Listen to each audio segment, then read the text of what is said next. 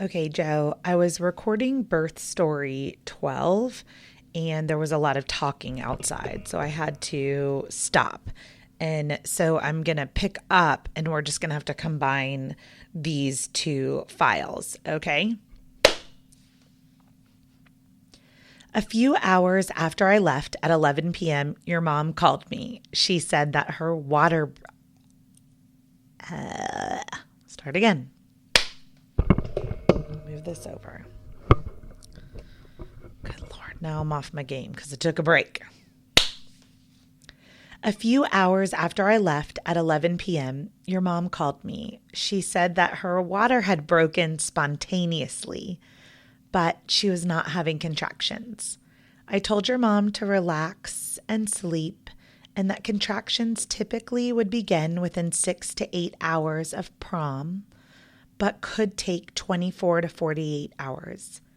I urged her to try and sleep until then because she needed her strength for the labor and delivery. Your mom called me around 7 a.m. the next morning. Mild contractions had begun now 8 hours after her water rupture, and they surged every 15 minutes. I asked her if she wanted me to come over, and she said she was feeling okay, but that she would call when she needed active management of the contractions. At 9 a.m., your mom called and said that things were picking up. Her contractions were 5 to 8 minutes apart. I rushed over and found your mom at the kitchen table with a big smile on her face, certain that you'd be with her soon. Your mom had her hair pulled up with shorts and a t-shirt on. It was very hot outside with midsummer temperatures in the south. She was having hot flashes, and your dad turned the thermostat down to try and cool the room. She was drinking a lot of water, and we tried changing positions through the contractions. She sat on the birthing ball. She got on her hands and knees. She hugged the birthing ball, and we slow danced. All of the deliberate movements were effective in progressing labor. After an hour and a half, your mom's contractions were 3 minutes apart and were growing in intensity and length. She showed amazing strength and never complained. You were not due until July 16th, so all of the bags were not yet packed for your arrival. Your mom retreated to the bedroom to lay down while your dad packed and prepared the car. She laid on her side and rested as the contractions continued to build. Around 10:45 a.m., your mom expressed her desire to go to the hospital and to have an epidural. We waited for a break in a contraction so that she could walk and head to the car. We arrived at 11:10 a.m. You were doing so well. Your average heart rate was around 140 beats per minute with normal, healthy fluctuations as they monitored you. Your mom's cervix was 8 to 9 centimeters dilated, 100% effaced, and you were at a 0 station. Things continued to happen very quickly. Within 30 minutes, by noon, your mom was 10 centimeters dilated, and you remained at a low 0 station. The nurse said she could start to push if she wanted. Pop out. When to push. When to push. The first thing you need to know is that it is a myth that you must be 10 centimeters in order to push a baby out. Some mamas, myself included, will have their ejection reflex triggered much earlier. My body started pushing at 7 centimeters when my son's head was very low. Those first few body-led pushes moved my baby's head down enough that it stretched the remaining cervix around his head after just a few contractions.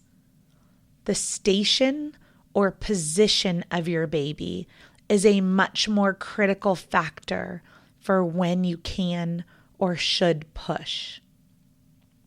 You will hear repeatedly throughout this book, your body will not tell you to hurt itself. Girl, if your body is pushing, then push. If you are medicated with an epidural, then I suggest waiting until you feel constant pressure in your rectum. At first, you'll feel pressure with each contraction in your vagina. Eventually, your baby's head will slide down and the rectal pressure will remain in between contractions. This is a great guide for when to push with an epidural. Your mom was very tired from the labor contractions and felt most comfortable pushing in the bed. She pushed for 30 minutes, but was very uncomfortable with the pain. With each surge, she would push and bite down. She even bit a mark into her own hand. The nurse explained that she could still get an epidural if she wanted. Pop out, timing of epidurals. Rarely is it ever too late for an epidural. I just want to encourage you that your body is rapidly releasing beta endorphins to help you with natural pain relief. These hormones are natural opioids. If you surrender to your birthing, your body will transcend you into an altered state of consciousness.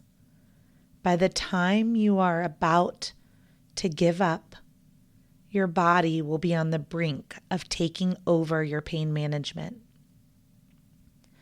That being said, I have served many moms who chose an epidural during transition, and it was not placed until 10 centimeters dilated. Now, if you are 10 centimeters dilated and your baby's head is at a -2 station, you likely have plenty of time still for an epidural. However, if you are 10 centimeters dilated and your baby's head is coming through your pelvis at a +1 or +2 station, then the fastest way to pain relief is just birthing your baby. What I want you to remember if you are planning an epidural is that you usually have plenty of time, mama. But depending on the busyness of the hospital, it could take your anesthesiologist 30 minutes under ideal circumstances, up to a couple of hours to arrive if they are backed up. Your mom knew her body best and believed the epidural would be a good decision for her. At 1 p.m., the anesthesiologist came in, quickly put in an IV for fluids, and placed her epidural. Within 20 minutes, your mom was feeling much better. She could still feel the onset of the contractions and pressure, but they were now not painful for her. Now calm and falling asleep, your mom asked for music, and she relaxed to the whispers of Sarah McLachlan. As your mom rested and labored down, your parents had a few conversations about names. They did not know your sex, and they could not decide on a girl name. At 2 p.m., after an hour of resting, your mom felt a ton of pressure in her rectum and was ready to push. We coached her through pushing in the bed on her back with an epidural. The nurse guided her as she stretched her perineum. Deep breath in. Let it go. Let the contraction build. Deep breath in. Hold it. Do not blow anything away. Chin to your chest. Curl up around your baby and push out of your bottom as hard as you can. Each contraction and push brought you closer. Oh, here's my vet. Hey, Bridget. Hey, Heidi. Hold on. Sorry. It's okay. Give me 1 second. Okay. Hold on 1 second. Okay. Sorry, I had to put it on pause to answer a phone call. So now I don't know where I am. I'm just going to start over at the top of this page. As your mom rested and labored down, your parents had a few conversations about names. They did not know your sex, and they could not decide on a girl name. At 2 p.m., after an hour of resting, your mom felt a ton of pressure in her rectum and was ready to push. We coached her through pushing in the bed on her back with an epidural. Oh, you know what? Fuck. I already recorded all this and it sounded good. Hold on. Skip this. Blech. Keep the original one. Keep the original one. Okay. And then this is where we're going to pick up. Okay. Each contraction and push brought you closer and closer to your mom and dad. We could see the top of your head as she pushed. You were in the ideal position for birth, head down and face down. Your mom was given the birthing mirror at 2:20 p.m. to assist in her pushing effectively. This really helped with how hard and long she pushed. In between contractions, your mom rested. We fed her ice chips and water and cooled her off with a big fan and cold lavender cloths. The doctor came in at 2:35 p.m. to prepare for delivery. It was amazing to see you be born, Genevieve. They held you up, and your parents were in shock to see you were a beautiful baby girl. They were now parents to a daughter. They decided on your name right away. Your dad cut the umbilical cord, which had supported your life for the past 9 months. Your mom held you on her tummy, and you just looked at each other. And then you peed right on your mom. The third stage of labor began, and the doctor aided in delivering your placenta. Your mom needed and agreed with her provider that stitching would help her recovery after they explained her first-degree tear to her.